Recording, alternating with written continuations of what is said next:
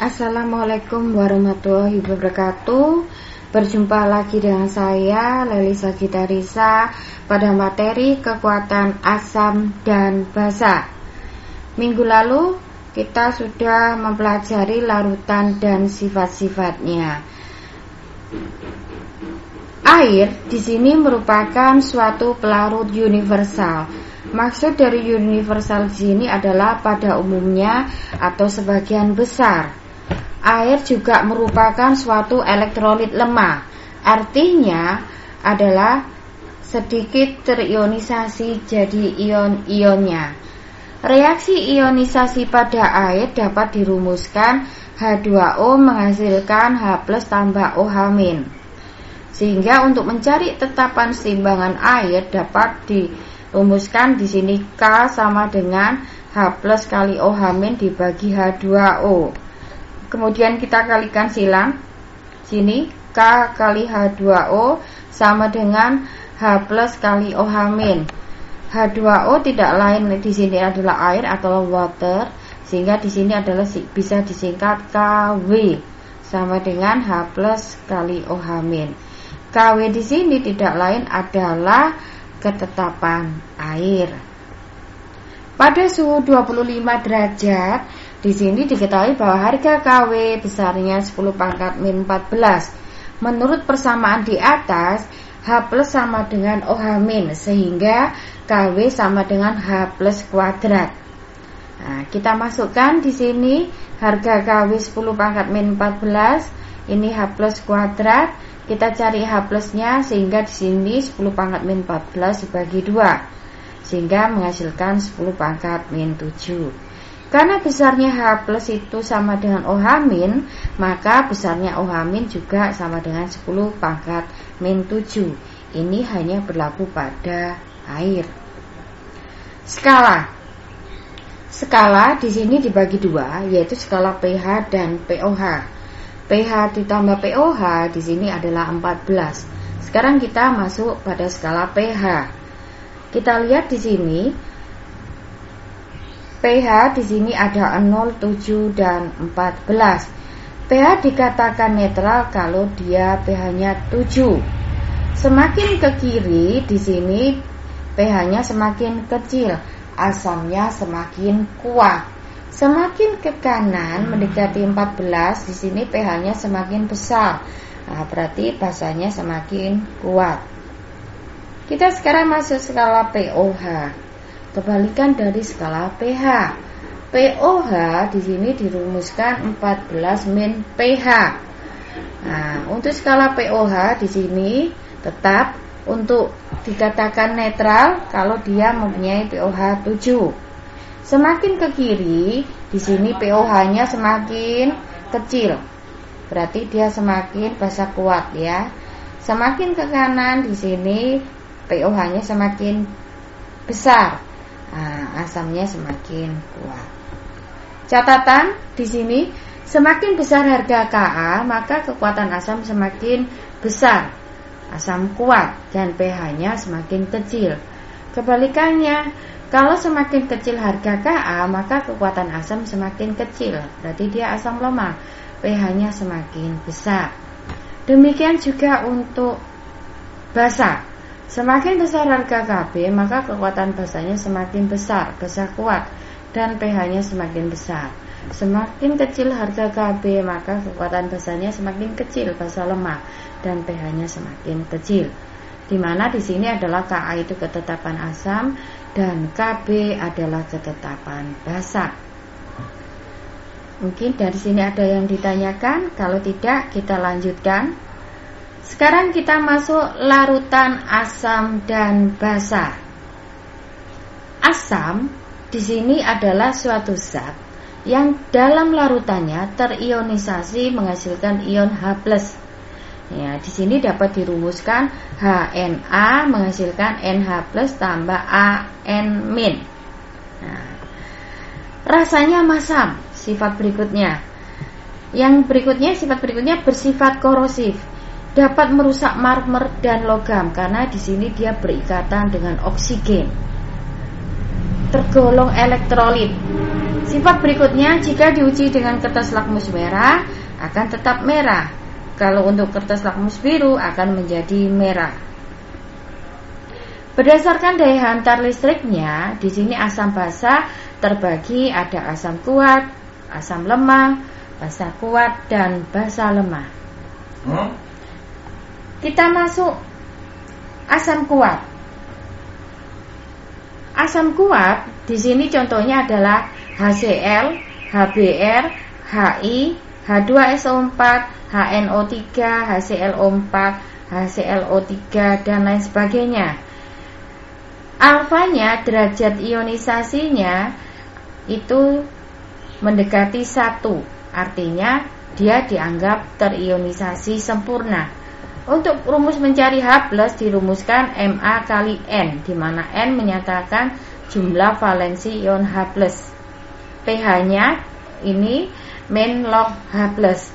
Jadi kalau untuk materi asam basa ini, kalian konsep dasarnya matematika ya, untuk rumus logaritma dan eksponen. Sekarang kita masuk asam lemah.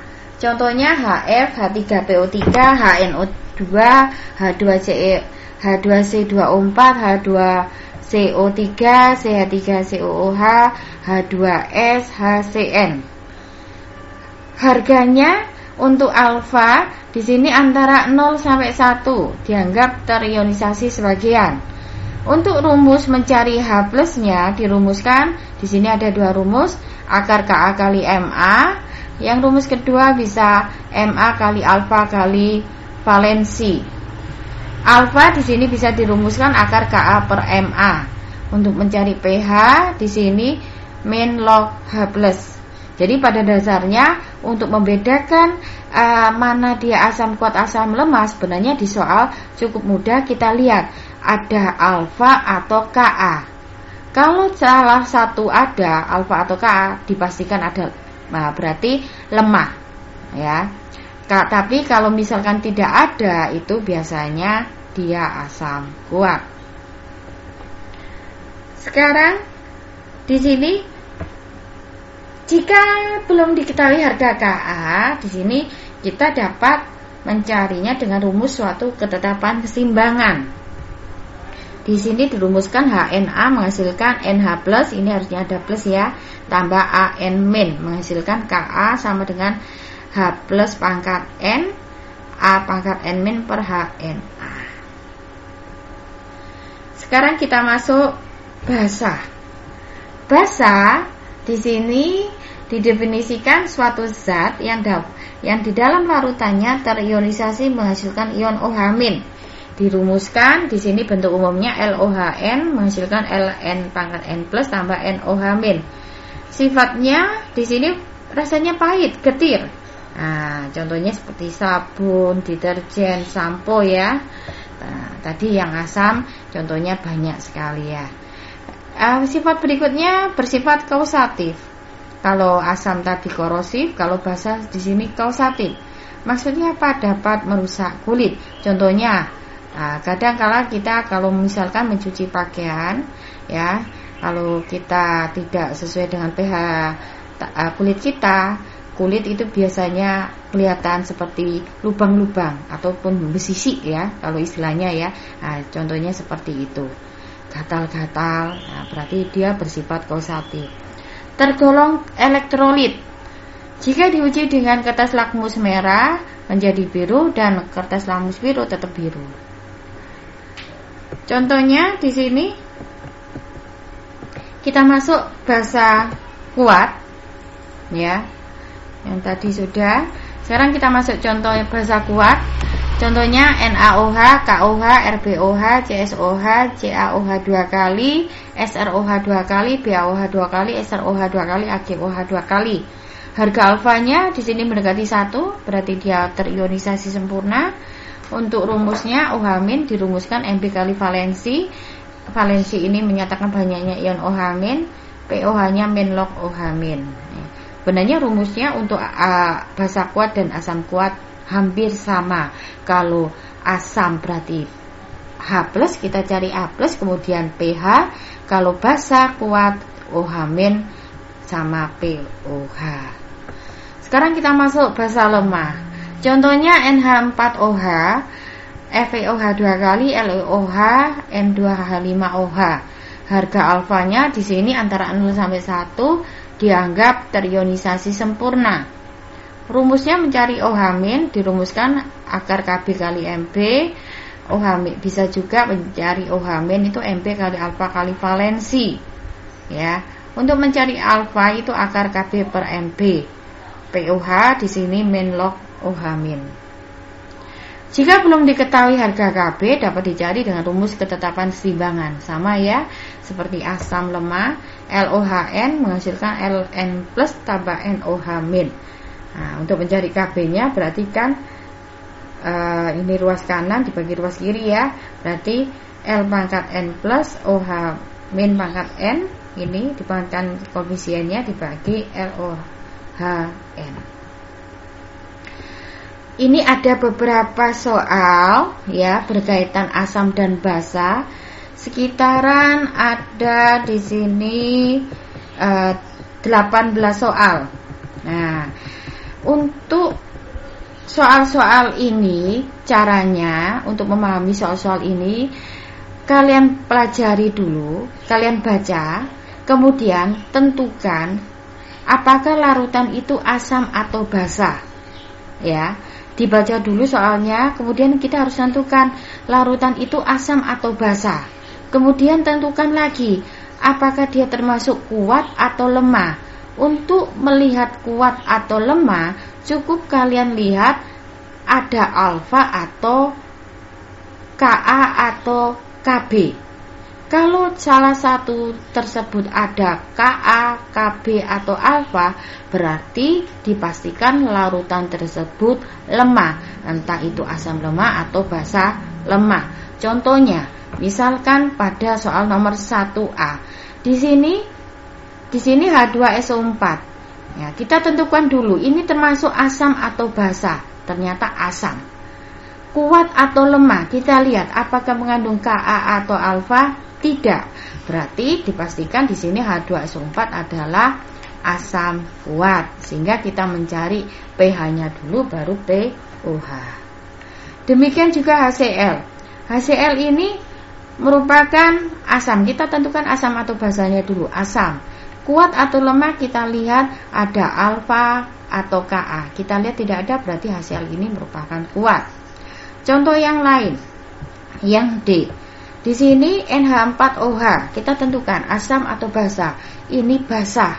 Kuat atau lemah, kita lihat di sini ada kalimat terdisosiasi 10%. Berarti ini adalah alfanya, alfa 10%. Berarti dipastikan bahwa larutan NH4OH itu adalah basa lemah. Nah, seperti itu ya. Seperti H juga. H di sini CH3COOH. Di sini merupakan asam. Nah, kita lihat di sini ada Ka, berarti dipastikan bahwa CH3COOH merupakan asam lemah. Nah, kalian coba dulu soal-soal ini. Nanti akan kita diskusikan di forum diskusi.